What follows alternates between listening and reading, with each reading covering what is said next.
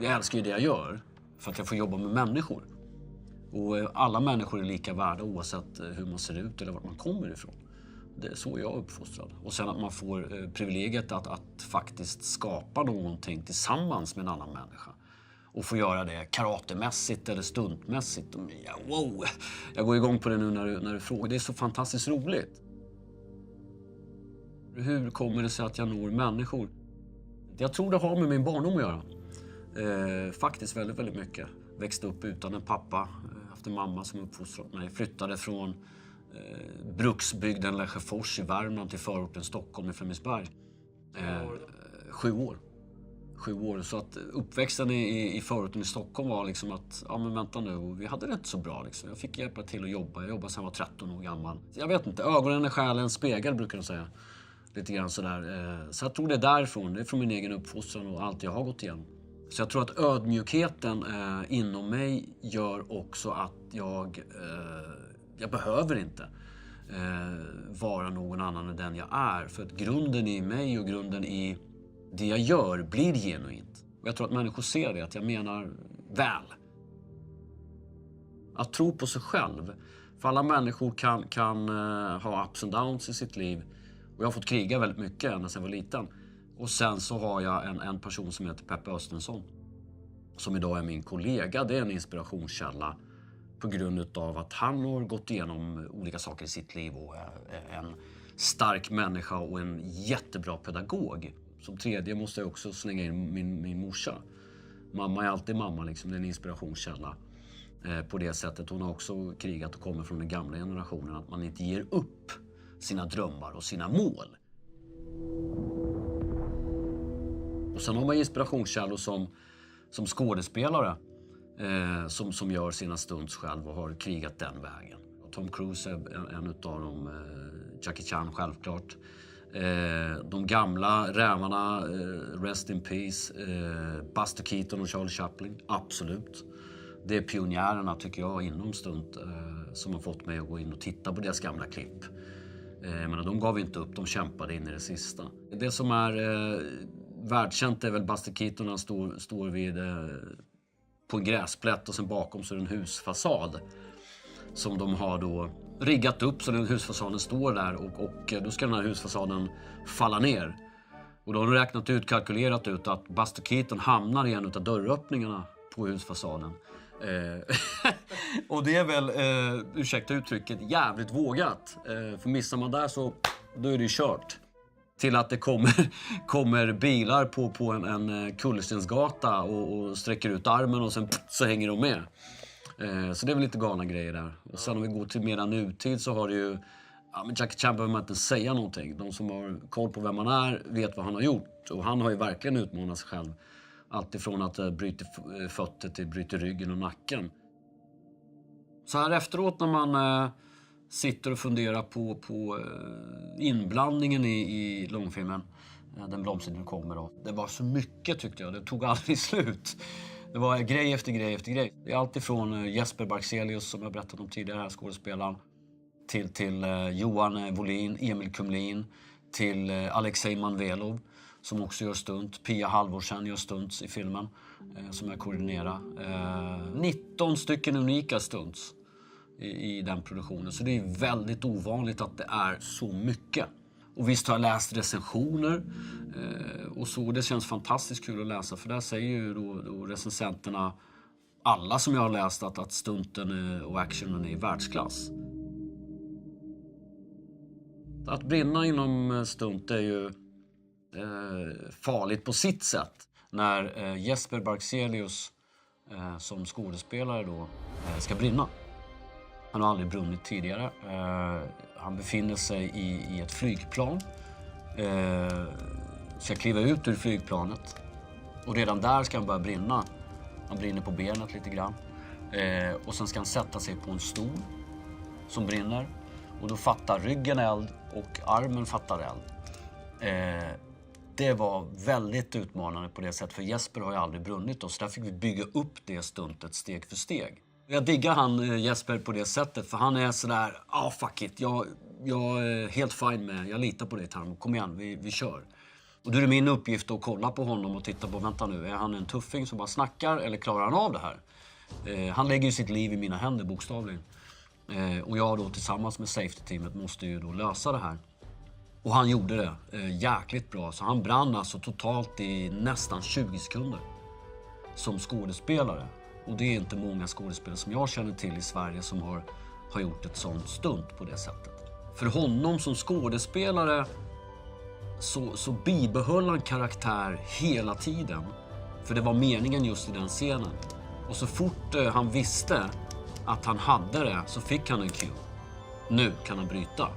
Så jag menar, hans ögon var ju så stora liksom innan och bara okej, nu kör vi. Så samtidigt som man fick brottas mot kyla, för där skyddskläderna som var på sig, lagret närmast huden, doppar vi någonting som vi kallar för kylgel.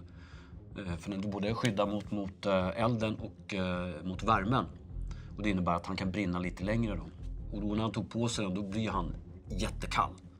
Och samtidigt så kunna, istället för att huttra då, så gå in i sin karaktär. Så han fick ju blocka den och sätta sig i sitt flygplan. Och sen så när det var kamerarullar och sen gå från att vara kallt till att då jäklar, nu är det varmt som fan här. Så där tror jag verkligen Jesper är nöjd med sin insats, och det ska han vara. För det är världsklass liksom. Han har gjort till min grabb. Det mest utmanande i rollen som stuntperformer är att vara förberedd. Det är en utmaning. Alla stunts i sig är en utmaning, men alltid att vara förberedd. Och sen måste jag säga väder. Väder kan ställa till det ibland. Inte bara för filmteamet och producenterna, men också för stuntperformern. Om man ska göra ett fall ifrån en byggnad exempelvis, då måste man kalkylera, vänta nu är det blött där. Om jag ska trampa där eller få ett avstamp ifrån till någonting när jag blir skjuten i en scen. Och till din fråga där också, om man har nytta av martial art-träning innan. Ja, det har man absolut. För då har du en fysik oftast som kommer att hjälpa dig att kunna vara en stuntperformer. För det krävs att du har en god fysik och bra kroppskontroll. Ibland får man höra att man är så här adrenaline junkie som utsätter sig för faror, men allt är ju kontrollerat och koreograferat. Alltså svårighetsgraden på stunten är olika beroende på vilket stunt man ska göra. Men alla stunts är lika farliga oavsett vilken nivå det är. För annars skulle det inte kallas för ett stunt. Det mest utmanande i rollen som stuntkoordinator är tidspressen. Tidspressen är det mest utmanande. För att vissa scener så kanske du har en chans att sätta ett stunt.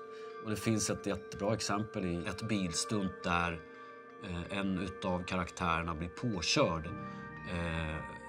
Och där jobbar jag med en stuntperformer som heter Emil Kumlin, som jobbar som stuntmannen där. Och jag sätter mig själv och blir stuntdriver då. Och då var det då att de ska in på ett ställe i den scenen. Och huvudkaraktären kommer springande och blir påkörd av en bil. Och där hade vi en enda chans att sätta det stuntet. Med andra ord, vi hade en enda bil.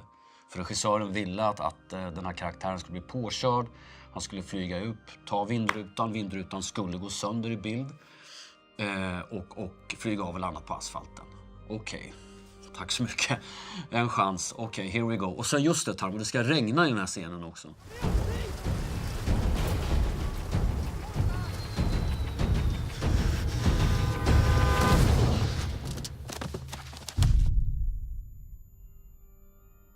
Jo, men det är det mest utmanande, att kunna sätta de scenerna. För då har man en chans. Okej, Tarmo, vi har en bil här.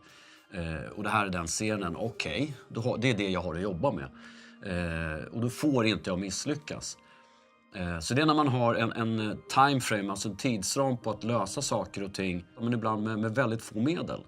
För medlen som vi hade där, vi hade en bil då. Stuntkillen var där och jag som stuntkoordinator var där. Men det som gör att det blir tufft är att vi har bara en chans.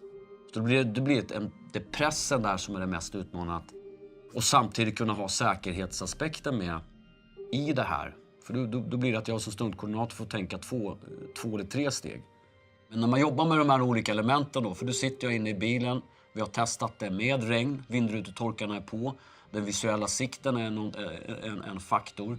Och vi byggde upp stuntet utan regn i 3 eller 4 olika steg innan. Delvis min kommunikation med stuntperformern som ska utföra stuntet. Självklart där är det en kommunikation som måste vara 100%.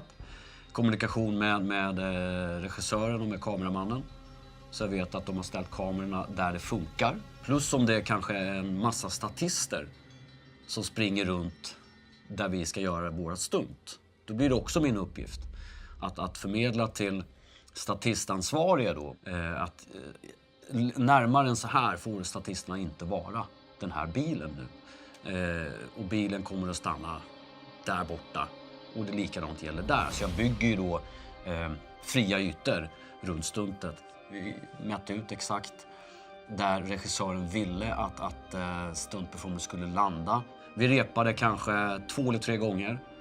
Den här marken som vi bestämde, regnet kom. Det var utmanande, jätteutmanande, men vi satte det på första försöket. Och då blir man glad liksom. För då har man lyckats i alla element. Det mest givande att jobba som stuntkoordinator är att lyckas med en scen. Att man får fram sitt samarbete med regissören. Som har en bild i sitt huvud och vill skapa någonting. För det man gör som stunt är att man skapar. För du ska få någonting som kanske först är på ett papper som ska bli visuellt. Och det finaste är att se när slutresultatet fungerar. Och att storyn ihop med det håller.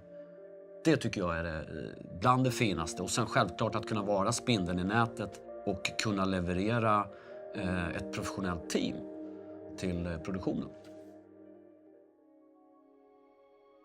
Ja, men efteråt så känns det väl så här, fan så var roligt. Jättekul att ha fått tagit del av den här produktionen och jättekul att ha följt kollektivet Crazy Pictures och jobbat med dem i olika produktioner till dags datum. Och att få blivit tillfrågad att vara stuntkoordinator i en sån produktion, det är så once upon a lifetime opportunity när det är lokala bolag. Jag skulle göra om det Crazy Pictures. För det är det första produktionsbolag som jag jobbat åt som är genuint ärliga och genuint brinner för filmskapandet och är innovativa och vågar testa nya saker.